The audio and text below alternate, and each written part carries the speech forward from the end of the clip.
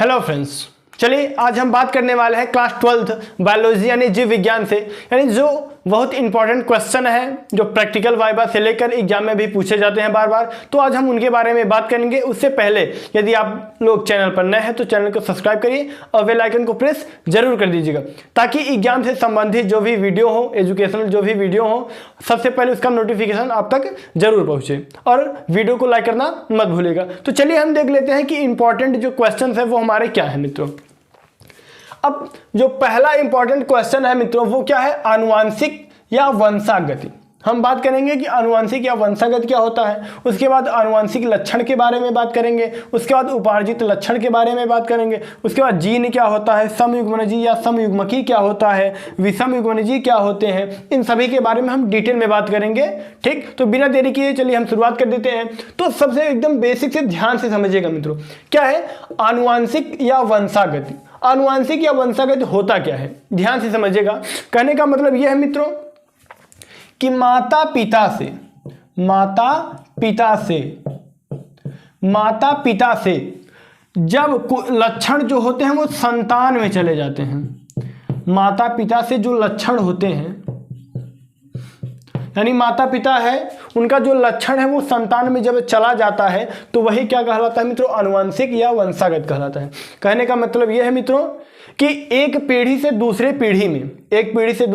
पीढ़ी में जो लक्षण होते हैं वो चले जाते हैं, स्थानांतरित हो जाते हैं, तो वही जो क्रिया होती है आनुवांशिक या वंशागत कहलाती है।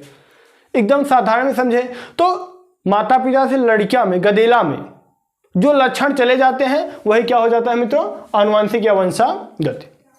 अब हम बात करेंगे, क्या बात करेंगे कि आनुवांशिक लक्षण क्या होते हैं। आनुवांशिक लक्षण तो एकदम बेसिक से ध्यान से समझिएगा मित्रों कि आनुवांशिक जो लक्षण होते हैं वो क्या होते हैं।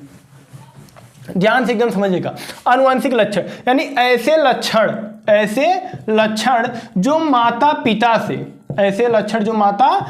से संतान में चले जाएं। ऐसे लक्षण जो माता पिता से संतान में चले जाए, लड़के में चले जाए, लड़कियों में चले जाए, वही क्या कहलाते हैं लक्षण, आनुवांशिक लक्षण।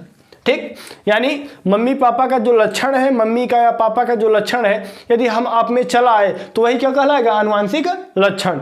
गांव की भाषा में समझ लेते हैं, यानी माता पिता का जो लक्षण है लड़का में चलावे, गदेला में चलावे, तो वही क्या कहलाता है, आनुवांशिक लक्षण। जैसे कहते हैं ना कि अरे वो फलाने का लड़का है या उसका लड़का है, अरे ये एकदम अपने पिताजी की तरह चलता है, बोलता है। या फिर गांव में देखते हैं ना, कहा भैया तू फलाने का लड़का है ना, इस तरीके से बोल देते हैं ना। तो यही जो लक्षण होते हैं जो प्रदर्शित करते हैं कि पिताजी से बेटे में आया है या माताजी से बेटी में आया है, तो यही जो लक्षण होते हैं मित्रों वही क्या कहलाते हैं, आनुवांशिक लक्षण कहलाते हैं। ठीक, अब हम बात करेंगे कि उपार्जित लक्षण क्या होता है।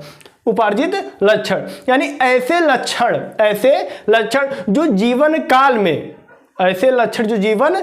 में क्या हुआ हो, यानी मेहनत करके अर्जित किया हो और एक पीढ़ी से दूसरी पीढ़ी में न जाता हो, वही क्या कहलाता है मित्रों, उपार्जित लक्षण। ध्यान से समझिए। जैसे मान लीजिए किसी के पिताजी पहलवान हैं, क्या है, पहलवान है, यानी रेसलर है। अगर वो रेसलर है, पहलवान है, अब जरूरी तो है नहीं कि उनका जो बच्चा पैदा होगा वो भी पहलवान होगा, ऐसा तो संभव है नहीं, क्योंकि उसके जो पिताजी हैं भैया वो मेहनत किए हैं तब जाके पहलवान बने हैं ना।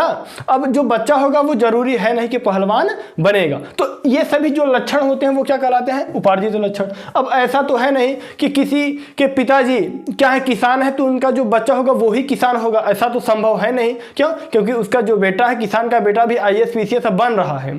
ठीक है, तो ये सभी जो लक्षण होते हैं मित्रों वही क्या कहलाते हैं, उपार्जित लक्षण। इतना क्लियर हुआ। अब हम बात करने वाले हैं कि जीन क्या होता है। जीन ध्यान से समझिएगा।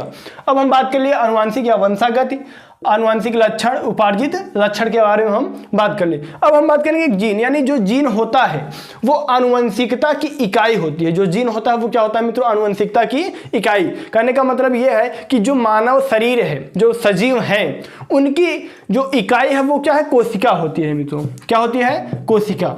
क्या होती है? कोशिका। कहने का तात्पर्य यह है कि सजीवों, जो सजीव है उनके शरीर का सबसे छोटा भाग, शरीर का सबसे छोटा भाग जो होता है वो मित्र होता है कोशिका। यानी इन्हीं कोशिकाओं से मिलकर ऊतक बना है, ऊतकों से मिलकर अंग बना है, अंग तंत्र, उससे अंग बना है, और अंगों से मिलकर क्या बना है? शरीर। तो उसी प्रकार जो जीन है, जीन से ही संभव हो पाया वंशागत आनुवंशिकता, ये सभी जीन के कारण ही संभव होता है। अब हम बात कर लेते हैं कि समयुग्मनजी या समयुग्मकी क्या होता है। तो बहुत ध्यान से समझिएगा, अगर वीडियो पसंद आ रहा है तो आप लोग लाइक करना मत भूलिएगा। क्या है मित्रों? समयुग्मनजी। यानी भैया देखिए ध्यान से, अब ये है कैपिटल टी ना, ये है स्मॉल टी। अब भैया देखिए, ये कैपिटल, ये बड़ा, दोनों बड़े बड़े हैं ना, यानी ये भी समान ना, तो ये क्या हो गया? समयुग्मनजी या समयुग्मकी। क्या हो गया? समयुग्मकी या समयुग्मनजी। यानी जिनके युग्मक समान हो वही समयुग्मनजी या समयुग्मकी कहलाते हैं। तो भैया ये कैपिटल दोनों समान है, तो ये क्या कहलाएंगे? समयुग्मनजी। आगे क्या है? ये स्मॉल टी है, ये भी स्मॉल टी है, दोनों स्मॉल है, दोनों छोटे में है, तो ये भी क्या कहला गया मित्रों? समयुग्मकी या समयुग्मनजी। अब हम बात कर लेते हैं कि विषम युग्मनजी क्या होता है। ध्यान से समझिएगा।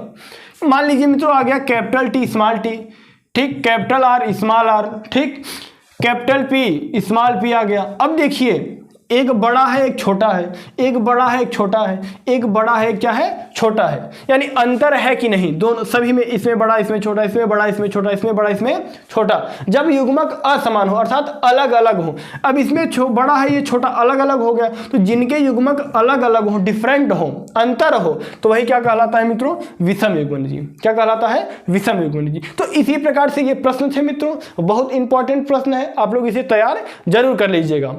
अगर इससे संबंधित आप लोग वीडियो आगे देखना चाहते हैं तो चैनल को सब्सक्राइब करना मत भूलिएगा और बेल आइकन को प्रेस जरूर कर दीजिएगा और वीडियो को लाइक करना नहीं भूलिएगा। अब हम आप लोगों से मिलेंगे अगले वीडियो में, तब तक के लिए जय हिंद, वंदे मातरम।